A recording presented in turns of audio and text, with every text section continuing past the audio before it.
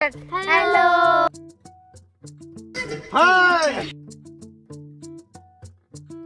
High, আমাদের আজকে এখানটা একটা পিকনিক হচ্ছে। মানে আমার দিদি এসছে যাদবপুর থেকে, আমার বৃষ্টি দিদি মাধুরী, ওই জন্য এখানে একটা পিকনিক আয়োজন করা হয়েছে, সবাই মিলে করছি। আমরা আজকে গেছিলাম হচ্ছে মুরগি আনতে, দেশি মুরগি আনতে গিয়ে আমরা নিজেরাই মুরগি হয়ে গেছি। তাই জন্য পিকনিকের আগের দিন আমি আর অমিত বেরিয়ে পড়লাম বাজার করতে।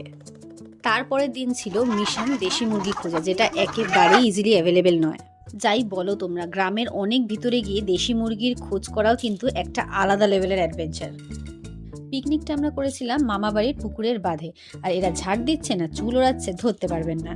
পিকনিকের মেনু ছিল খুবই সিম্পল, গরম ভাত, আলু ভাজা আর দেশি মুরগি, আর কি চাই।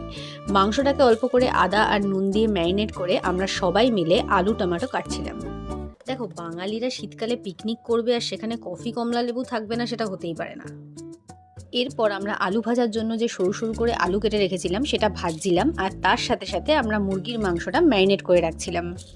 এই পিকনিকের জন্য আমরা 2টো দেশি মুরগি কিনেছিলাম, কিন্তু কে জানতো পালক ছাড়ানোর পর ওজনে এটা এতটা কমে যায়।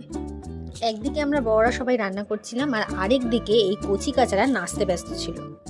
এরপর মাংসের আলুগুলোকে হালকা করে সাঁতলে নিয়ে দেশি মুরগিটা আমরা গ্যাসে বসিয়ে দিই, কারণ দেশি মুরগি রান্না হতে কিন্তু অনেকটাই বেশি সময় লাগে। উফ, জাস্ট রংটা দেখো একবার। এটা দেখে মনে হচ্ছিল সকাল সকাল উঠে এত দূরে দেশি মুরগি খুঁজতে আসা সার্থক হয়েছে।